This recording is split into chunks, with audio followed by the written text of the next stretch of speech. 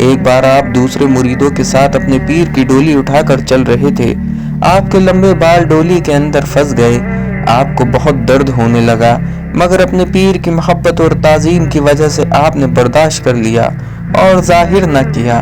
جب حضرت خواجہ نصیر الدین رحمۃ اللہ علیہ تعالیٰ کو یہ سب پتہ چلا تو آپ بہت خوش ہوئے اور فرمایا: ہر کی مرید سید گیسو دراز شد، واللہ خلاف نیست کی یو ہو عشق باز شد۔ اس طرح آپ گیسو دراز کے نام سے مشہور ہو گئے۔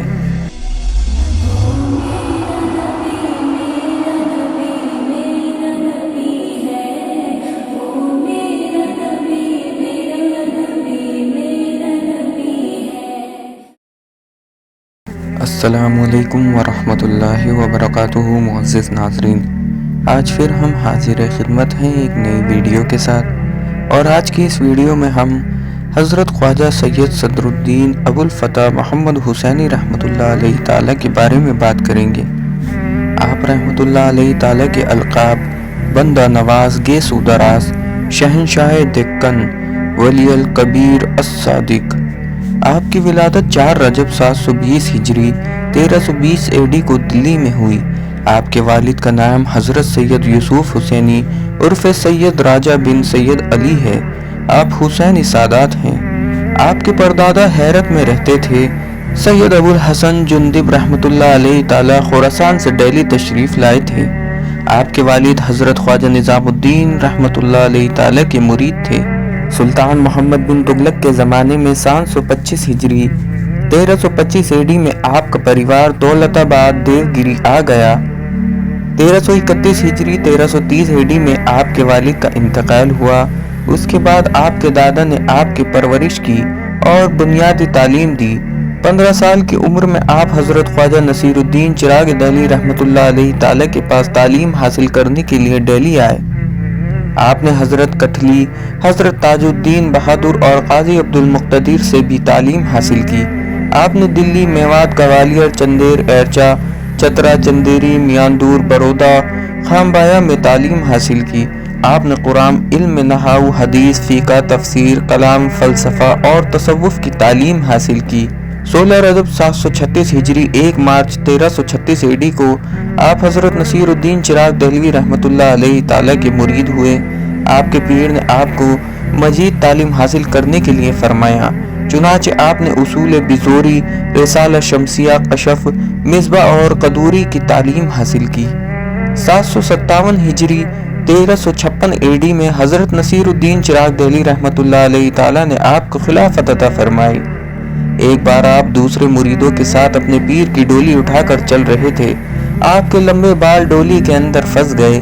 آپ کو بہت درد ہونے لگا، مگر اپنے پیر کی محبت اور تعظیم کی وجہ سے آپ نے برداشت کر لیا اور ظاہر نہ کیا۔ جب حضرت خواجہ نصیر الدین رحمۃ اللہ علیہ تعالیٰ کو یہ سب پتہ چلا تو آپ بہت خوش ہوئے اور فرمایا: ہر کی مرید سید گیسو دراز شد، واللہ خلاف نیست کی یو ہو عشق باز شد۔ اس طرح آپ گیسو دراز کے نام سے مشہور ہو گئے۔ رمضان 757 ہجری میں پیر کے وصال کے بعد آپ نے خانقاہ کی ذمہ داری سنبھالی۔ آپ 44 سال تک دلی میں رہے اور لوگوں کو تعلیم دین کرتے رہے۔ آپ ہمیشہ غریب اور حاجت مندوں کو امداد کرتے تھے۔ آپ کے پاس کھانا، کپڑے یا اور کوئی چیز آتی تو آپ سب تقسیم کر دیتے اور ہر آنے والے کو عطا فرماتے، اس لیے آپ بندہ نواز کے نام سے مشہور ہوئے۔ پھر جب تیمور نے دہلی پر حملہ کیا تو آپ اپنے پریوار اور مریدوں کے ساتھ دولت آباد کے لیے روانہ ہوئے۔ بہمانی سلطان تاج الدین فیروز شاہ کی دعوت پر 800 ہجری 1397 AD میں آپ گلبرگہ تشریف لائے اور خانقاہ کی تعمیر کی۔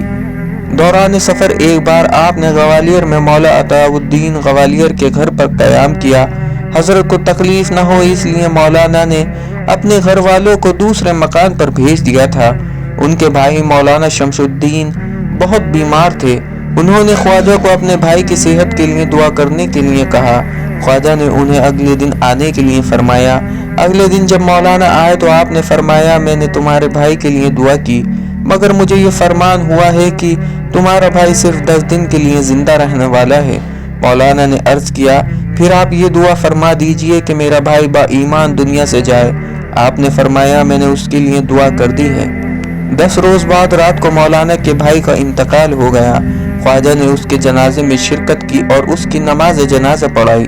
दफनाने के बाद आपने कब्रिस्तान में हुजूर सल्लल्लाहु अलैहि वसल्लम को मरहूम की मदद और हिफाजत के लिए इस्तिग़ासा की और वापस आए। कुछ दिन बाद मौलाना ने अपने भाई को ख्वाब में देखा।